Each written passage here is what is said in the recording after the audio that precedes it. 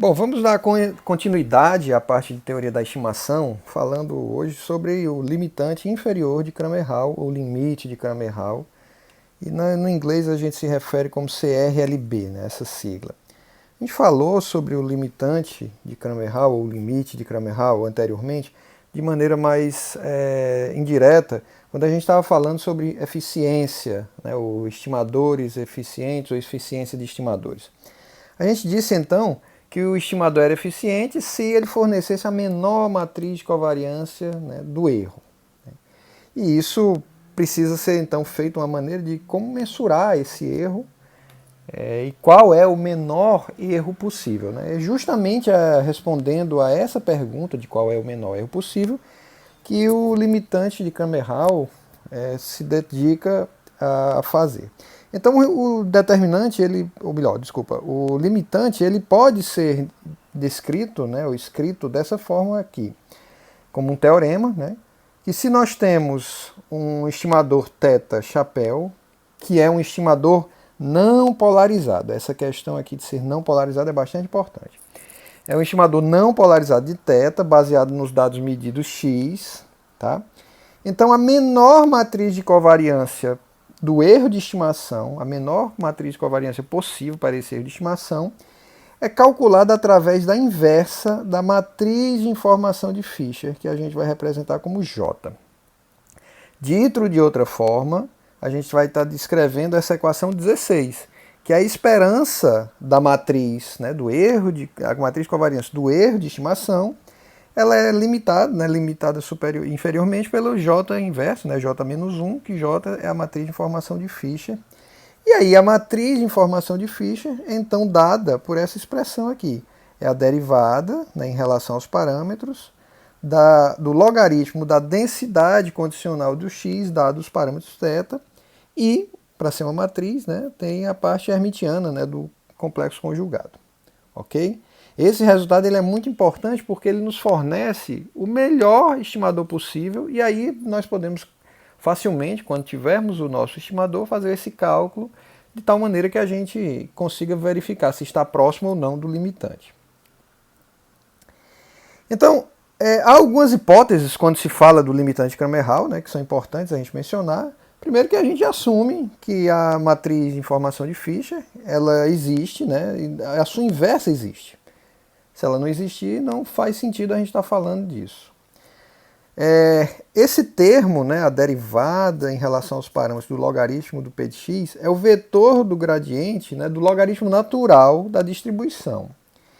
E aí, nesse sentido, já que a gente está aplicando as derivadas parciais, né, e quando eu tenho aqui a derivada, né, esse terminho aqui que está pequenininho, derivada em relação a θ negrito, é um vetor de parâmetros θ. Então a gente tem que ter as derivadas de todos, em relação a todos os parâmetros, né, θ1, θ2, etc. Elas devem existir, né, e ser absolutamente integráveis. Tá? Isso é um outro aspecto. Se o estimador não for polarizado, né, vocês devem lembrar que no slide anterior eu destaquei isso, o teorema não é válido. Então o teorema de Kramer-Hall, né, o limite de Kramer-Hall, ele só é válido se o estimador for não polarizado, né, ou unbiased. A gente nota também que uma vez que eu preciso fazer esse cálculo direto, né, das derivadas e do próprio logaritmo da densidade, nem todas as distribuições elas permitem esse cálculo. Tá? Por exemplo, a distribuição uniforme. Então, uma vez que a gente precisa da integrabilidade de todas as derivadas parciais, nem todas as distribuições nos garantem isso. Tá? E aí a gente, com essas situações, a gente começa a ter, né, distribuições ou estimadores que, dependendo da distribuição, dependendo das condições, elas não têm nenhum limitante inferior, o que é um pouco contraintuitivo, né, mas que matematicamente é possível de ser encontrado. Mas, né, voltando, o CRLB é uma importante medida porque ele mede quão eficiente é o seu sistema. Se você estiver muito longe do CRLB, o seu estimador ainda não é tão eficiente. E se ele estiver bem próximo, ele é bastante eficiente. A gente pode trabalhar tentando melhorar esses aspectos da eficiência baseado somente no estimador, né, ou melhor, na propriedade de estar próximo ou não ao limitante de Kramer-Hall. Bom, então vamos provar um pouquinho aqui o nosso limitante, né, para poder entender por que é que ele dá esse resultado. Então, primeiro, a gente tem que falar os estimadores de não polarizados, né, o unbiased, que eles têm mínima variância. Então, se a gente está falando esse aspecto aqui, antes de eu continuar, esse aspecto de mínima variância vai ficar bastante claro aí ao longo da derivação, tá, da prova. Então, o que a gente fala de quando o estimador ele é não polarizado, ou unbiased, a gente está falando que ele respeita essa expressão, né, 18 aqui, tá? Que na média do estimador ele converge para os parâmetros corretos, né, os parâmetros reais, ou seja, a esperança do θ chapéu. Aqui a gente está colocando que é condicionado a θ, porque pode ser um parâmetro tanto determinístico quanto aleatório, tem que ser igual ao conjunto ao parâmetro θ. Uma observação é que aqui a gente está fazendo a derivação para o caso unidimensional, mas isso aqui é facilmente estendível, é só para simplificar a notação para o caso multidimensional, né, o múltiplos parâmetros.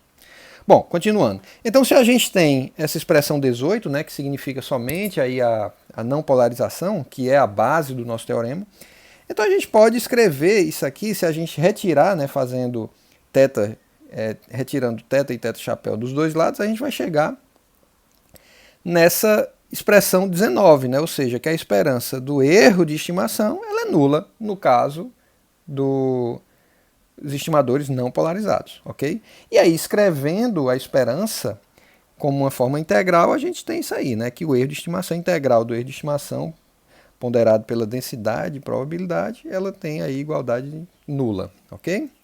Bom, e aí a gente começa a fazer algumas manipulações. Primeira, vamos derivar em relação, né, ao parâmetro θ. Então, quando a gente deriva aquela a integral, né, usando a derivada da esperança agora como usando a sua integral, fórmula integral, a gente vê o seguinte: bom, se eu tenho uma função aí, duas variáveis, né, em relação a θ, a gente vai ter aquela regra da cadeia, né, que é a derivada de um em relação à derivada do outro, mais, né, a derivada do segundo em relação ao primeiro, né, vezes o primeiro, que é justamente a equação 20 aqui. Ou seja, essa soma de integrais aqui, essa subtração no caso, é apenas a regra da cadeia da derivação aí, e usando a linearidade, né, dos operadores. Ok? E a gente, quando a gente tem essas regras da cadeia, né, que está aí escrita aí na fórmula, na expressão 21, a gente pode reescrever alguns aspectos, né? Como eu tenho aqui uma parcela lá da minha função, eu vou voltar aqui para vocês verem o que é que eu estou me referindo. Usando novamente a regra da cadeia, eu vou aplicar a regra da cadeia aqui, ó. Certo? Nessa parte da integral. Então, se a gente olhar lá, aquela segunda integral agora ela tem uma regra da cadeia onde aparece uma integral de menos infinito a infinito, que é sempre o intervalo de integração que nós estamos usando, da própria densidade de probabilidade, isso por definição é 1. E aí nós temos outro integral, tá? Que é θ vezes a derivada da densidade de probabilidade. O outro termo que a gente tem, se vocês observarem aqui, ele é θ chapéu, né? Que pondera essa mesma variação aí, a derivada de p de x em relação a θ. Ora, se a gente é capaz de fazer isso, e notando que eu tenho um sinal negativo bem aqui, eu posso escrever então que essa integral do erro de estimação ela vai ser unitária, né? Agora não mais ponderado pelo p de x, mas sim pela derivada do p de x, conforme está nessa expressão aqui 22. Então, continuando, a gente sabe então ainda, já que eu posso ter uma derivada em relação ao logaritmo, se a gente for lembrando de como é que eu derivo um logaritmo, e lembrar que essa função, né, derivada de um logaritmo de uma função g de x vai ser 1 sobre a função g de x vezes a derivada de g de x. Tá? Já que a derivada do logaritmo é 1 sobre x, né? Logaritmo de x. Então, se nós assumirmos ou lembrarmos aqui que nesse nosso caso g de x é a função de densidade de probabilidade, né, p de x dado θ, a gente pode substituir isso aí levando ao seguinte resultado, que é da equação 24. Que a derivada do logaritmo de p de x em relação a θ é 1 sobre a densidade vezes a derivada da densidade. Ou, escrevendo do outro lado, né, a derivada da densidade de probabilidade, ela tem uma relação com a própria densidade e a variação do logaritmo dessa densidade. Isso a gente vai usar essa equação 25, né, esse resultado, para dar continuidade. Então, se a gente faz essa substituição, né, daquele resultado de 25 no que nós tínhamos, substituindo a variação da densidade como sendo a razão aí entre p de x e a derivada, né, do logaritmo que nós temos, da densidade, a gente vai poder escrever essa fórmula aqui, né, 26.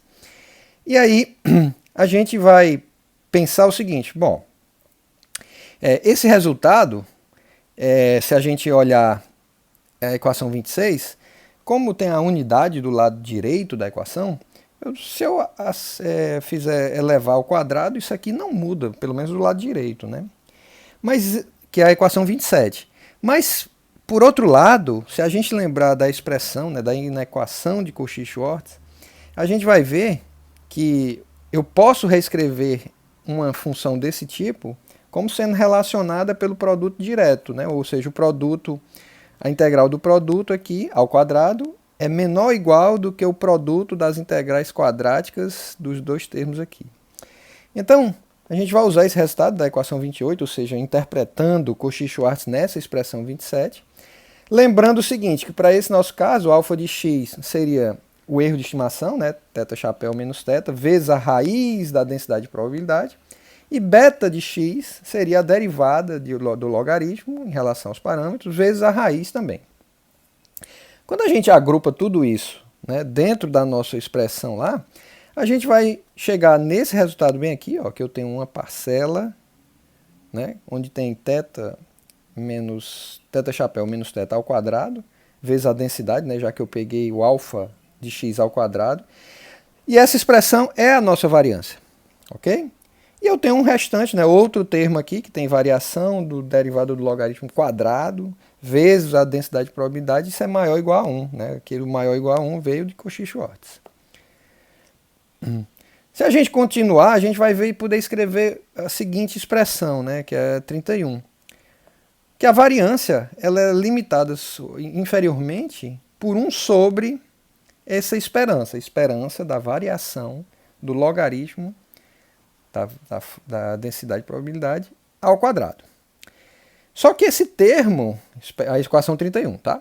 Então, só que esse termo esperança, né, que aparece aqui no denominador, não tem significado físico. E aí a gente precisa traduzir isso de outra forma para poder fazer sentido em alguma interpretação um pouco mais objetiva. Então, lembrando que a gente tem algumas propriedades, né, que a integral de menos infinito a infinito da densidade de probabilidade é 1.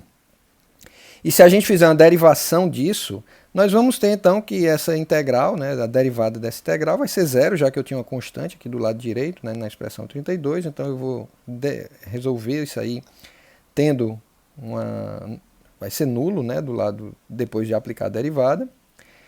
E aí nós temos o seguinte, lembrando novamente aquele resultado que a derivada do logaritmo ele tem a função, né, o inverso do argumento vezes a derivada, né, do argumento, então eu posso reescrever aquela função, né, da equação anterior, da expressão 33, dessa forma, que a integral da derivada do logaritmo da densidade de probabilidade ponderado pela densidade de probabilidade é nula.